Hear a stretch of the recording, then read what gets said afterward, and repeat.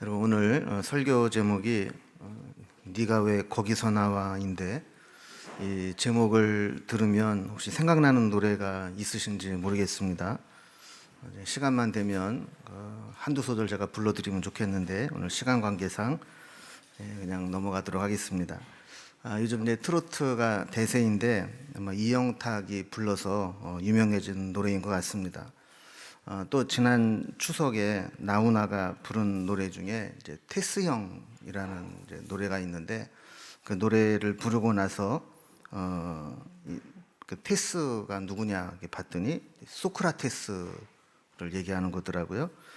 그러면서 그때 유행했던 말 중에 하나가 테스 형, 형이 왜 거기서 나와? 이런 말이 한참 유행을 하기도 했습니다.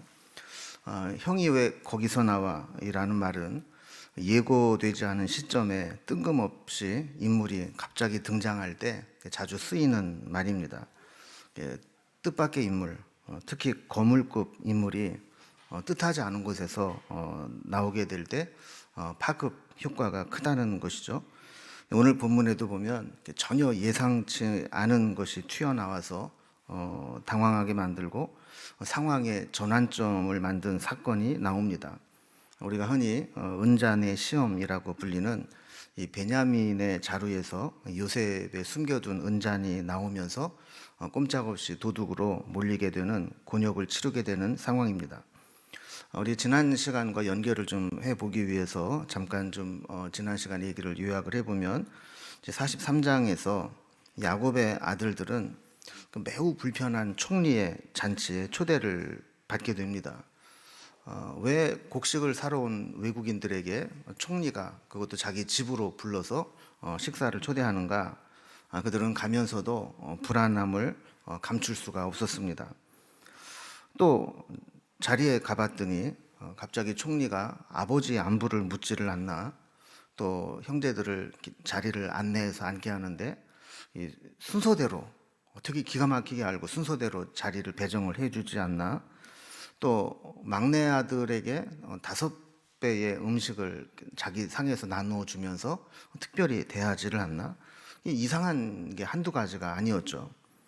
그런데 식사를 하면서 분위기는 좋아졌고 또 아무 일 없이 그 모든 만찬이 끝나게 되었습니다. 그들은 숙소로 돌아와서 안도의 한숨을 쉬면서 그 다음날 아침에 양식을 싣고 고향으로 출발할 생각을 하면서 애굽에서 마지막 밤을 보내고 있습니다. 그들은 이제 양식도 구했고 정탐꾼이라는 누명도 벗었고 인질로 잡혀 있었던 시므온도 데려갈 수 있어서 이제 모든 것이 다 잘 해결된 줄로만 알았습니다. 그런데 그들이 전혀 알지 못하는 상태에서 그 밤에 어떤 일들이 벌어지고 있었습니다. 오늘 말씀 1절과 2절을 보면 요셉이 그의 집 청지기에게 명하여 이르되 양식을 각자의 자루에 운반할 수 있을 만큼 채우고 각자의 돈을 그 자루에 놓고 또 내 잔 곧 은잔을 그 청년의 자루 아귀에 놓고 그 양식값 돈도 함께 넣으라 하매 그가 요셉의 명령대로 하고 그랬습니다. 그러니까 마지막 밤을 보내는 그 사이에 요셉이 청지기에게 일을 시킨 거죠. 야, 걔들 양식 사가는 거 있잖아. 그 자루에다가 다시 돈 다 집어넣고 또 막내의 자루에다가는 내 은잔 요것도 같이 집어넣어. 이렇게 해서 그들은 상황을 알지 못하는 사이에 밤에 이제 일들이 이루어진 것이죠.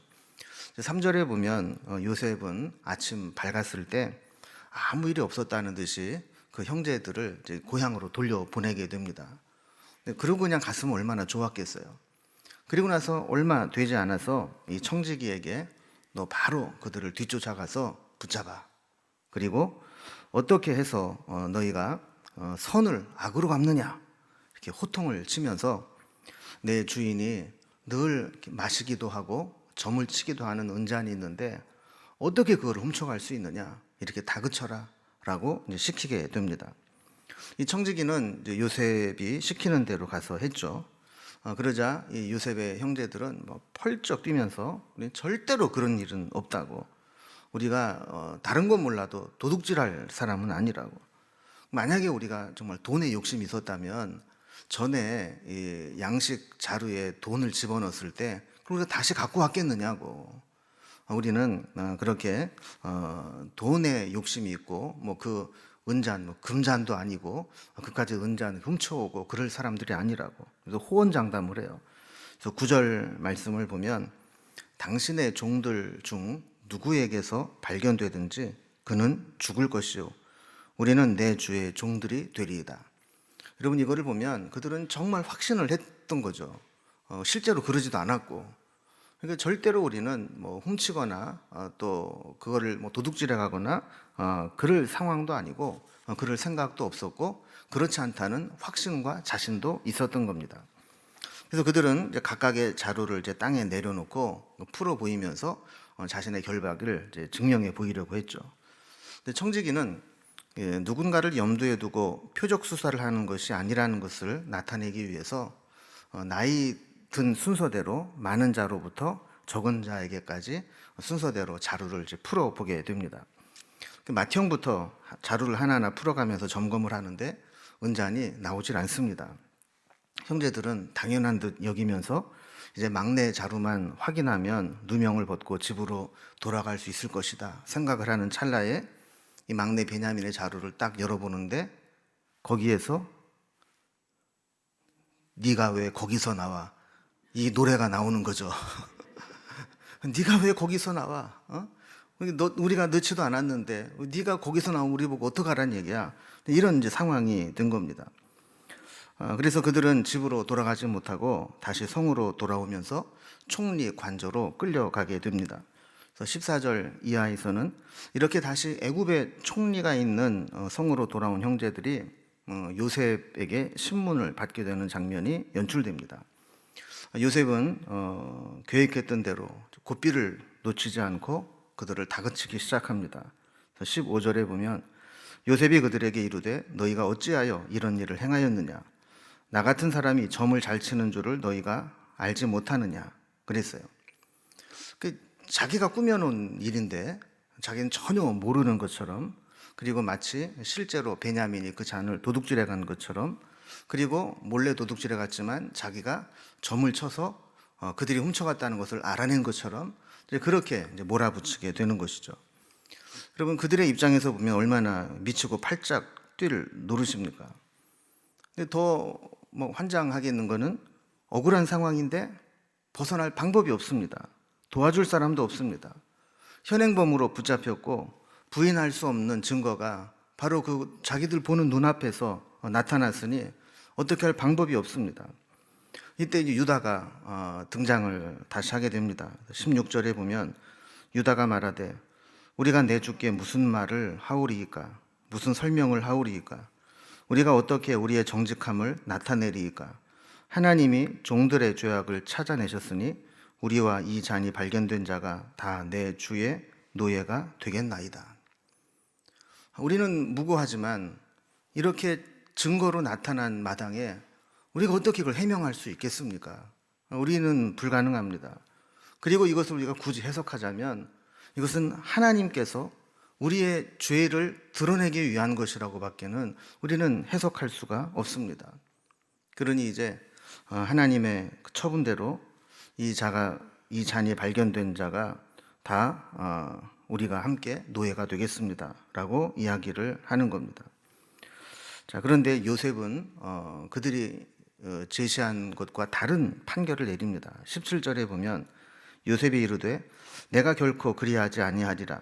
잔이 그 손에서 발견된 자만 내 종이 되고 너희는 평안히 너희 아버지께로 도로 올라갈 것이니라 그랬습니다. 그 총리는 잔을 훔쳐간 사람만 종이 되면 되지 나머지까지 내가 종 삼고 싶은 생각은 없다. 그러니까 이 잔이 발견된 베냐민만 종으로 남고 나머지는 양식을 사서 가족들을 살려라 이렇게 내보내게 되는 것이죠. 자, 이때 유다는 다시 총리에게 이야기합니다. 전에 총리가 우리에게 아버지가 계신지 또 아우가 있는지 물었을 때 우리가 대답을 했지 않았습니까? 그러면서 지금 이 베냐민은 보통 아들이 아닙니다. 우리 아버지에게 있어서는 생명과 같은 아들이고 이 아이를 우리가 도저히 데리고 올 수 없는 상황이었지만 총리께서 만약에 그 막내 아들을 데려오지 않으면 우리를 정탐꾼이라 여긴다고 했기 때문에 우리가 목숨을 걸고 이 아이를 데리고 온 겁니다. 근데 만약에 이 아이를 우리가 데려가지 못하고 여기에 종으로 남겨두고 간다면 아버지는 죽을 것이고 우리도 아버지에게 갈 수가 없습니다 라고 이야기를 하는 것이죠. 그들은 요셉을 종으로 팔아버리고 요셉이 그 남기고 벗고 간 그 옷을 짐승의 피를 묻혀서 보여주면서 요셉이 죽은 것처럼 이야기를 했잖아요. 자, 그리고 났을 때 요셉이 사실은 요셉이 아니라 그 야곱이 살아도 산 게 아니었어요. 매일매일 그 마음에 품고 있었던 요셉이 죽은 줄로만 알고 그냥 초상집처럼 그냥 그 죽은 것처럼 보내는 아버지의 모습을 아마 몇 년 동안 지켜봤을 겁니다. 그들이 만약에 베냐민을 데리고 가지 못한다면 아버지 야곱은 요셉을 잃었을 때보다 더 심한 절망과 낙심 속에서 초죽음에 된 그런 상태로 살다가 결국은 제명에 살지 못하고 돌아가실 것을 그들은 알았다라는 겁니다. 그래서 형제들이 생각할 때 참 애잔한 이야기를 합니다. 아버지가 그 베냐민을 내주면서 이런 얘기를 했다는 거예요. 27절에 보면요. 주의 종 우리 아버지가 우리에게 이르되 너희도 알거니와 내 아내가 내게 두 아들을 낳았으니. 여러분, 이 말을 잘 보면요, 이게 나머지 형제들에게 얼마나 상처가 되는 말인지 모릅니다. 그러면 이 말은 이 나머지 아들들에게 아버지가 당당하게 너희도 알거니와 내 아내가 내게 두 아들을 낳았으니, 이 말은 내가 인정하는 아내는 라헬뿐이고 내가 인정하는 아들은 요셉과 베냐민 뿐이다 라는 말을 공공연하게 하고 있다라는 거예요. 그러니까 이 나머지 아들들은 그 상황 속에서 얼마나 상처가 됐겠어요. 나도 똑같은 아들인데 뭐 우리 엄마는 뭐 애 낳고 싶어서 낳나? 뭐 이러면서 이제 막 피해 의식을 갖고 상처를 입고 그렇게 살아왔던 것이죠. 자, 그런데 유다가 그 이야기를 총리에게 하는 거예요, 지금. 그 얘기는 뭐냐면 이제 우리 아버지에게, 야곱에게는 더 이상 뭐 기대하지도 않고 뭐 자식 대접 대우 받으려고 하는 것도 이제는 다 포기했고 초월했다라는 거예요. 그래서 어떤 성경학자는 이 말을 하는 것을 보면서 요셉의 마음도 상당히 흔들리고 찔렸을 것이다, 이렇게 이야기를 하는 거예요. 그럼 왜냐하면 사람은요 다 자기 입장에서만 생각하거든요. 그런데 요셉이 생각을 할 때 자기는 피해자라고 생각을 했을 거예요. 왜냐하면 형들이 나를 팔아서 이렇게 아버지의 사랑에서 벗어나고 먼 타국에, 그것도 노예로 팔려와서 종살이를 하고 감옥살이를 하고 이렇게 살았던 세월들을 생각하면 형들이 얼마나 미웠겠고 자기가 피해자라고 생각을 했겠어요. 그런데 형들이 마음 사무친 얘기를 하는 거죠. 우리 아버지는요 우리를 자식 취급도 안 해요. 우리 엄마들 자기 본부인 취급도 안 해요. 오로지 그 요셉 그리고 그 베냐민 둘만 아들이고 그의 어머니 라헬만 자기 아내라고 생각하는 사람이에요. 이 얘기를 들을 때 요셉의 마음이 어떠했겠느냐는 거예요. 그도 내가 피해자다 라고만 생각을 했지만 본의 아니게 자기 때문에 형제들이 그런 고통을 당했구나, 그런 난모를, 아픔을 당했구나, 이거를 깨닫게 되었다라는 것이죠. 특히 30절에 보면 유다가 이런 이야기를 합니다.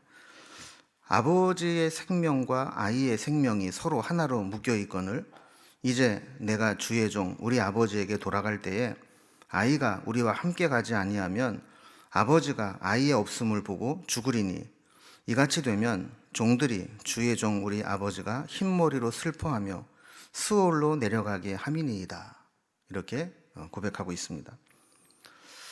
처음 요셉을 팔아 넘길 때만 해도 또 나머지 형제들은 피해자라고 생각을 했을 거예요. 아버지는 요셉만 아들로 여기고 요셉만 예뻐하고 요셉 말만 들어주고 자기네들은 요셉 때문에 차별을 받고 요셉 때문에 사람 대접 못 받고 불이익을 당하고 나중에 잘못하면 아버지 유산도 요셉에게만 싹 물려주고 이렇게 되면 우리는 도대체 뭐가 되냐 이런 생각을 하고 피해의식을 가지고 살았다라는 것이죠. 그래서 그들은 요셉을 죽이려고 하고 노예로 팔아버리면서도 그럴 수 있다라고 생각을 했고 애원하면서 팔려가는 요셉을 보면서도 서로 희희덕거릴 수 있었던 것이죠. 그런데 이제 형들이 많이 바뀌었습니다. 이제 아버지의 편애로 인해 갈등하며 미워하지 않을 정도가 되었습니다. 심지어 아버지 야곱과 그 막내 동생 베냐민의 생명이 서로 하나로 묶여 있다고 하면서 절대로 베냐민을 두고 갈 수 없다고 그렇게 이야기할 정도가 되었습니다. 그리고 결단을 이야기합니다. 33절에 보면요, 이제 주의 종으로 그 아이를 대신하여 머물러 있어 내 주의 종이 되게 하시고 그 아이는 그의 형제들과 함께 올려 보내소서. 유다가 한 이야기죠. 유다가 그 아버지와 베냐민과의 그 관계를 설명을 하면서 차라리 내가 베냐민 대신 종으로 여기 남을 테니까 이 아이를 돌려보내달라. 그래야 아버지도 살고 가족도 삽니다. 이렇게 호소를 하게 되는 겁니다. 유다는 43장 그 9절에서 아버지에게 베냐민을 데리고 가겠다고 하면서 이런 이야기를 했습니다. 내가 그를 위하여 담보가 되오리니 아버지께서 내 손에서 그를 찾으소서. 내가 만일 그를 아버지께 데려다가 아버지 앞에 두지 아니하면 내가 영원히 죄를 지리이다. 이렇게 이야기를 했죠. 그러니까 유다는 이미 베냐민을 데리고 아버지 집에서 애굽으로 나올 때 이미 베냐민 대신 죽을 각오를 하고 떠난 겁니다. 그리고 그가 말한 대로 이 상황이 되었을 때 애굽의 총리에게 내가 대신 종으로 남을 테니까 이 아이는 아버지에게 돌려보내달라고 호소를 하게 된 것이죠. 이제 오늘 본문을 통해서 우리 몇 가지 교훈을 좀 생각해 보려고 합니다. 먼저 첫 번째로 이 형들을 시험하는 요셉에 대해서 한번 생각을 해보겠습니다. 여러분, 요셉이 형들을 시험하는 이 장면을 보면 어떻게 보면 참 잔인해 보입니다. 여러분, 사람이 장난을 쳐도 정도가 있고 또 몰래카메라처럼 이렇게 시험을 해도 이게 어느 정도까지 허용되는 범위가 있잖아요. 그런데 요셉이 형들에게 한 이 시험은 평상시 같으면 도저히 용납할 수 없는 시험입니다. 요셉은 형들의 마음을 테스트하려고 한 것이지만 이 테스트를 당하는 입장에서는 생존의 문제가 왔다 갔다 하는 문제이고 정말 극도의 불안함과 두려움을 느낄 수밖에 없는 상황으로 몰리는 그런 상황입니다. 자, 그렇다면 우리는 요셉이 왜 그 형들에게 이런 가혹한 시험을 했는가 하는 것을 좀 생각해 볼 필요가 있습니다. 이 성경학자들은 몇 가지 가능성을 이야기하는데 첫 번째 가능성은 요셉이 아무리 신앙적으로나 인격적으로 성숙되었다 할지라도 이 과거 형들에 대한 이 아픔이 남아 있었다는 거예요. 그래서 쉽게 돌려보내지 않고 뭔가 서운한 마음을 그렇게 표현한 것이다. 이렇게 이제 해석을 합니다. 그런데 인간적으로는 이해가 되는 해석이지만 성경 전체적으로 이렇게 볼 때 그렇게 납득할 만한 것은 아니죠. 단순히 어떤 보복성으로 자기도 옛날에 이렇게 고생을 하고 당했으니까 형들도 곱게는 못 가. 그러면서 이렇게 시험한 건 아닐 거라는 거예요. 자, 그렇다면 진짜 뜻은 무엇일까? 이 두 번째 가능성은 자신을 팔았던 형들이 지금 세월이 흐른 후에 어떻게 변화되었는가? 내 용서와 은혜를 받을 준비가 되어 있는가를 테스트해보고 싶었다라는 겁니다.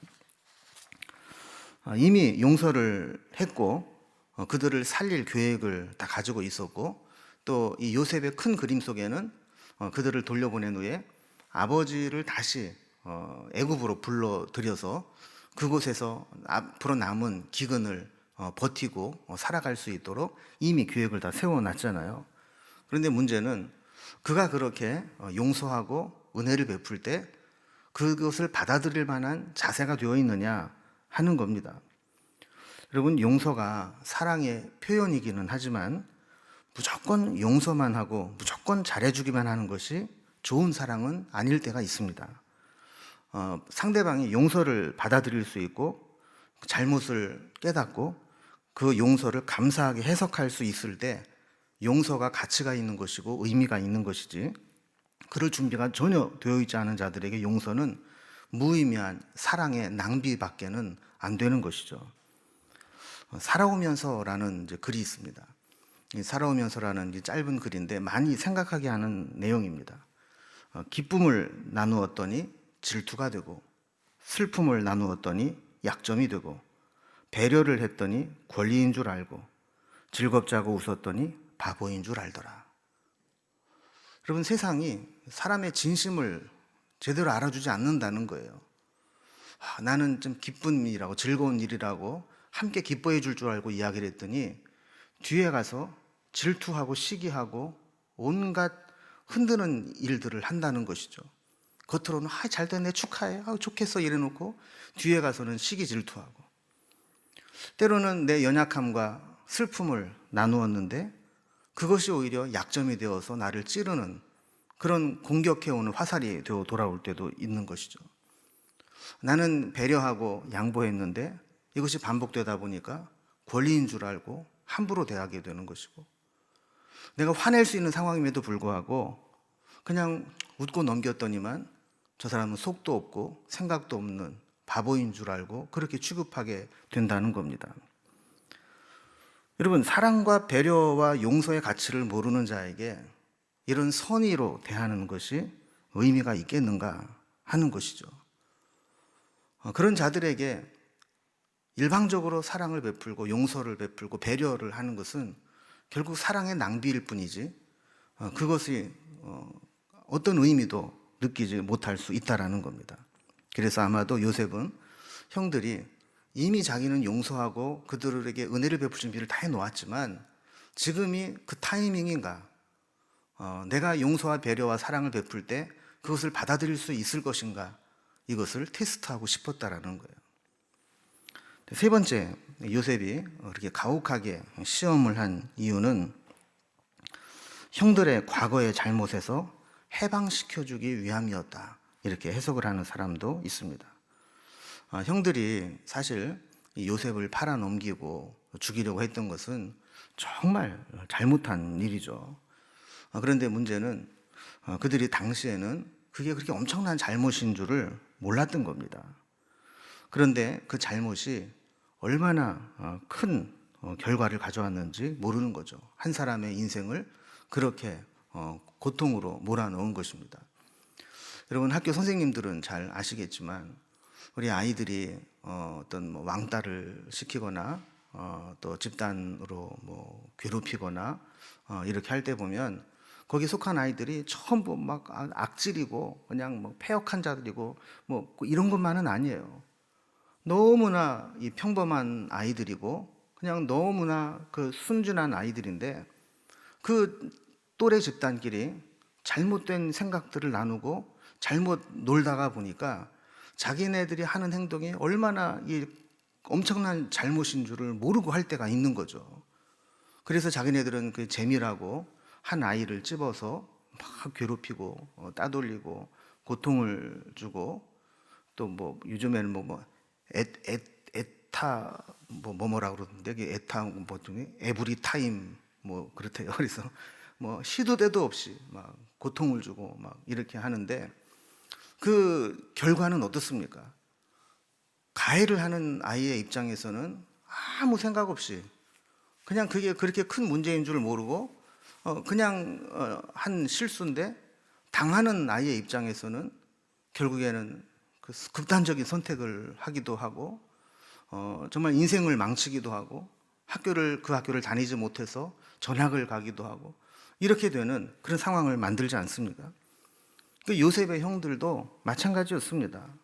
그들은 늘 요셉 때문에 피해를 입었다라고 생각을 했기 때문에 그 아주 고얀 놈, 그 우리를 힘들게 하는 그 나쁜 놈, 우리 잘못하면 아버지에게 고자질해가지고 우리 힘들게 만드는 놈, 그거는 없어져도 돼, 이렇게 생각을 하고 가볍게 했던 그 행동들이 집으로 돌아와서 보니까 이게 엄청난 사건이라는 것을 깨닫게 된 거죠.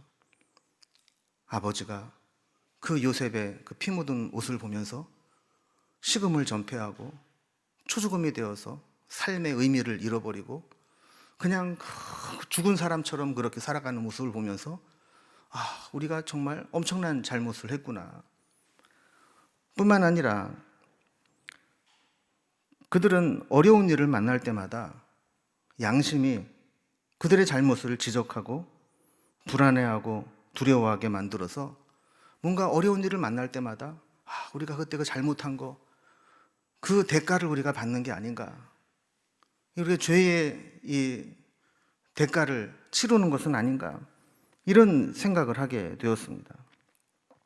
요셉은 베냐민을 다시 볼모로 잡고 베냐민을 희생시키는 상황을 만들면서 형들이 옛날에 자기에게 했던 것과는 다른 방식으로 베냐민을 구하고 베냐민을 살리는 쪽으로 해서 그들의 잘못과 실수와 죄를 완전히 극복하도록 만들기 위해서 이런 일을 만들었다라는 거예요. 여러분, 이 요셉의 이 형제들을 이렇게 보면은요, 나는 상처받았다, 나는 피해를 입었다라는 피해의식을 강하게 가지고 있는 사람들이 조심해야 할 것이 있습니다. 피해의식을 가진 사람들이 갖고 있는 실수가 뭐냐면 그 피해의식이 자신의 모든 행동을 정당화시켜 줄 수 있다고 생각하는 겁니다. 그럼 어떤 사람이 이런 얘기를 했습니다. 세상에는 갑질만 있는 게 아니라 을질도 있다는 거예요. 그리고 갑질은 위계 상태의 높은 상태에서 아랫사람에게 부당한 일을 행하는 게 갑질 아닙니까? 그런데 을도 을질을 할 때가 있다는 거예요. 을질이 뭐냐? 난 피해자다. 나 이렇게 상처받았다. 그래서 내가 이렇게 난 막해도 되고 이렇게 내가 피해받았기 때문에 너에게도 이 정도 상처는 줘도 어쩔 수 없다. 이런 식으로 나오는 게 을질이라는 거예요. 사실 을질이 더 힘들게 만드는 거죠. 누구도 못 말리는 겁니다. 을질을 잘못하면요, 피해자에서 한순간에 가해자가 됩니다.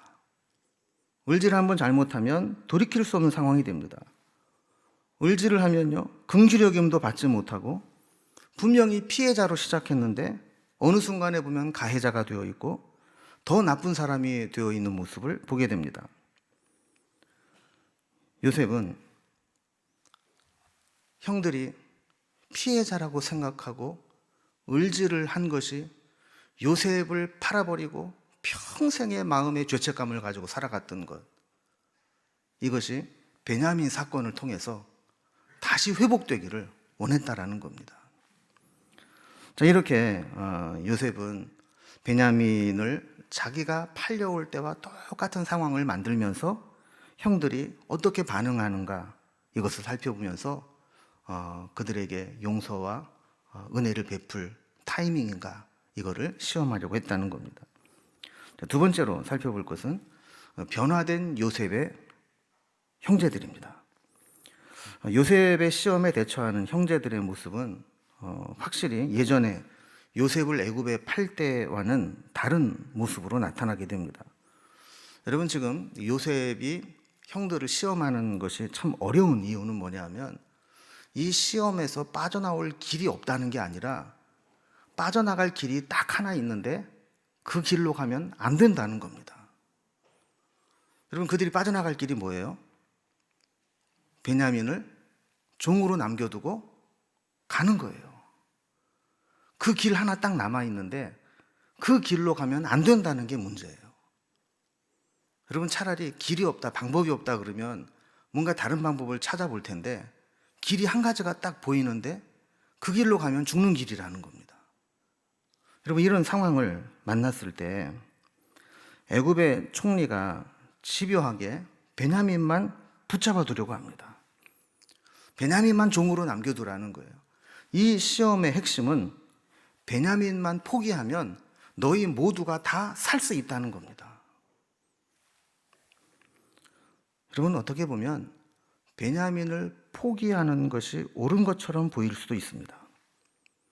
베냐민만 포기하면 나머지 식구들이, 형제들이 양식을 사서 아버지 집으로 올라가서 지금 기근 속에 굶주리고 있는 그의 가족들을 다 살릴 수 있습니다. 그런데 만약에 베냐민을 혼자 두고 가지 못한다고 해서 다 같이 여기에서 종으로 남아있는다면 결국 양식을 기다리고 있는 아버지와 나머지 식구들은 다 굶어 죽게 되는 겁니다. 여러분, 그렇다면 어떻게 하는 게 현명한 방법입니까? 소수를 희생시켜서 나머지 가족들을 살리는 게 현명한 방법입니까? 아니면 이제는 죽더라도 같이 죽어야지 무고하고 죄 없는 막내 아들 그냥 이렇게 죽게 내버려서는 안 된다 하고 같이 있는 게 현명한 겁니까? 본문을 잘 보면 몇 가지 힌트를 우리가 알 수 있는데요. 이러한 절박한 상황에서 이 요셉의 형제들은 하나님을 생각하기 시작합니다. 16절 말씀을 보면 이 상황을 그들이 어떻게 해석하고 있느냐 하면 하나님이 종들의 죄악을 찾아내셨으니 이렇게 해석하고 있는 것을 보게 됩니다. 지금 이제 상황이 꼬일 대로 꼬여 있고 자신들의 처신과 상관없이 누명을 쓰게 된 상황에서 왜 이런 일이 있을까? 왜 우리가 하지 않은 잘못으로 인해서 이렇게 빠져나갈 수 없는 곤경에 처하게 됐을까 했을 때 그들은 하나님이 자신들의 죄악을 찾아내신 것이라고 고백하는 겁니다. 그리고 은자는 비록 베냐민의 자루에서 나왔지만 그것을 허용하신 하나님의 의도는 과거에 요셉을 팔아넘긴 자신들의 잘못을 하나님이 베냐민에게 나타나게 하셨다는 겁니다. 그 잘못은 누가 했어요? 형들이. 그런데 지금 그 죄의 결과를 누가 당하고 있어요? 베냐민에게서.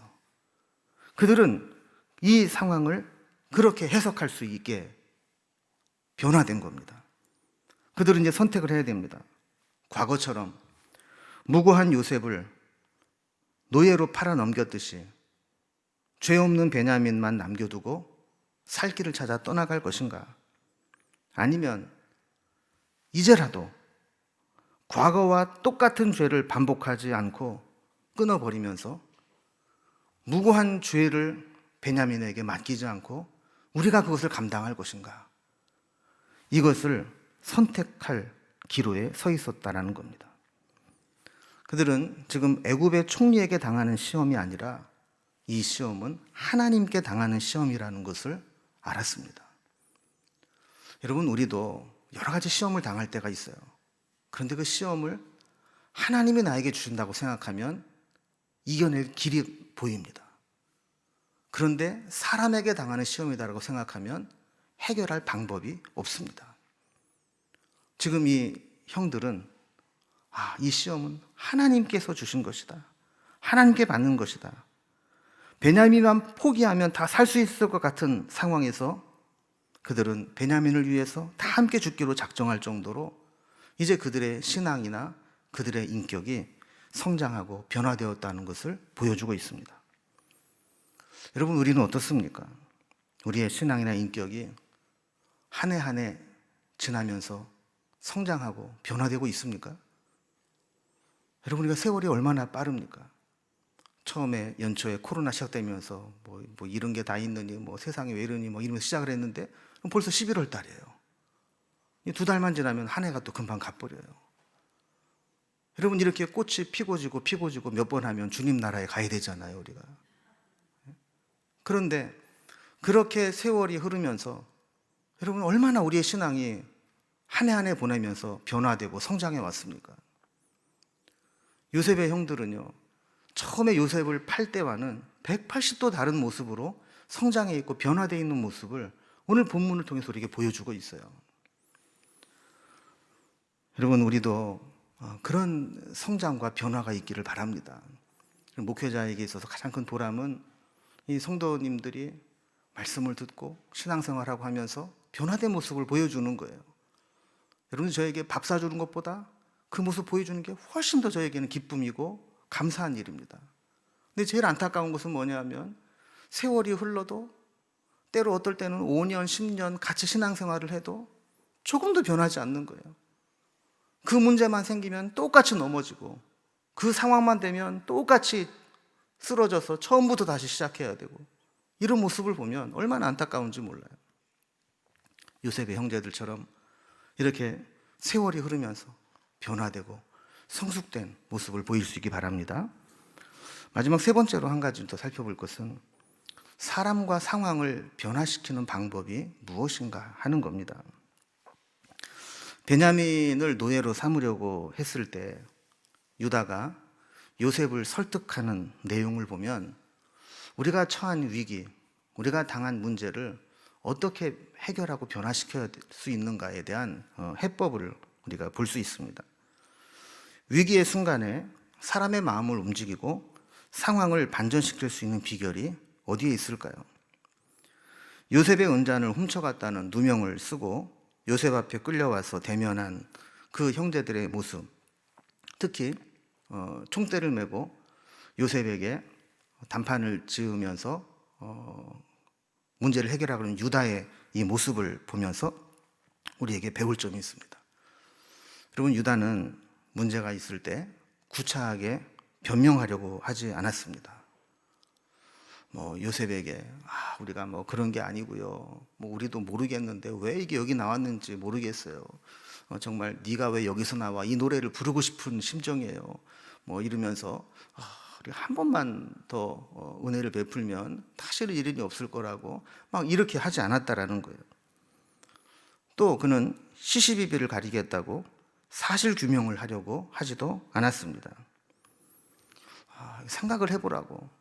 우리가 왜 이걸 훔쳐갔겠느냐고. 우리는 모르는 사실이라고. CCTV를 돌려보든지 증거를 대라고. 우리가 이걸 훔쳐갔다라고 하는 증거를 대면 우리가 수락하겠다고. 이런 식으로 접근하지 않았다는 거예요.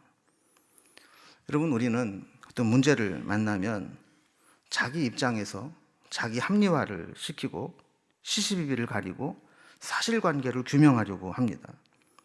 그러나 여러분, 우리가 경험적으로 볼 때 어떤 문제나 갈등이 생겼을 때 시시비비를 가려서 해결되는 경우가 있습니까? 옳고 그름을 판명해내서 그 문제가 원만하게 해결된 경우가 있습니까? 오히려 시시비비를 가리겠다고 하면서 자기 변명이나 자기 변호를 위해서 해서는 안 될 말들을 하게 되면서 문제를 더 크게 키우는 경우가 훨씬 더 많습니다. 정말 문제를 해결하고 사람을 변화시키고 상황을 반전시키기 위해서는 이렇게 시시비비를 가린다고 될 일이 아니라는 거예요. 그렇다면 유다는 어떻게 이 문제를 해결하고 이 위기를 극복해냈을까 하는 겁니다. 유다의 방법은 자기 자신을 희생시키는 거였습니다. 자기가 대신 종으로 남겠다는 겁니다. 그리고 왜 내가 종으로 남고 베냐민을 돌려보내야 되는지를 설명하는 것이었습니다. 여러분, 어떤 상황이든지 자기 주장만 하고 자기 살겠다고 하는 이야기는 설득력이 없습니다. 아무리 다른 명분을 갖다 붙이고 그렇게 얘기해도 결국 너 좋자고 하는 거잖아. 금방 눈치를 채게 되는 것이죠. 그런 이야기는 힘이 없습니다. 그러나 어떨 때 말에 힘이 있어요? 자기를 희생하면서까지 뭔가를 하려고 할 때, 나를 포기하고 나를 내려놓고 내가 죽어지고 내가 없어지면서 무엇인가를 하려고 할 때 그 목소리에는 힘이 있는 것이고 진정성이 나타나는 것이고 역사를 만들어내고 사람의 마음을 움직일 수 있는 거거든요. 유다는 자기 살겠다는 얘기를 하는 게 아니었어요. 자기가 죽겠다는 얘기를 하고 있습니다. 내가 대신 종으로 갇혀 있겠다는 겁니다. 그러면서 내 동생을 내보내주어야 한다라는 거예요. 30절에서 이야기한 것처럼 아버지의 생명과 아이의 생명이 하나로 묶여 있다는 거예요. 이 베냐민을 보내지 못하면 아버지도 죽을 것이고, 그렇다면 우리가 살아있는 게 의미가 없다라는 겁니다. 여러분, 우리가 문제를 풀지 못하는 이유가 늘 여기에 있습니다. 나를 희생하려고 하지 않고, 내가 손해보려고 하지 않고, 내가 죽으려고 하지 않고, 나만 살겠다고 하고, 나만 유익하겠다고 하니까 해결이 되지 않는 겁니다. 유다는 요셉인 줄도 모르고 총리인 줄만 알고 그렇게 자기가 죽어지고 자기가 희생하고 대신 아버지를 생각하고 베냐민을 생각하고 그렇게 했을 때 결국 우리가 다음 시간에 살펴보게 될 내용이지만 이 요셉은 그 이야기를 듣고 도저히 견디지 못하고 통곡을 하면서 그 마음을 열고 형들에게 내가 요셉이라고 하면서 그 형들과 그 뜨거운 화해를 하고 포옹을 하는 것들을 보게 됩니다. 여러분, 우리에게도 여러 가지 시험이 오고 위기를 만나고 문제를 만났을 때 이 유다가 어떻게 그 문제를 해결해 갔는지, 그리고 그 형제들이 어떻게 변화된 삶을 살았는지, 이 모습들을 기억하면서 하나님의 뜻대로 잘 해결해내는 믿음의 사람들이 될 수 있기를 주님의 이름으로 기원합니다. 기도하겠습니다.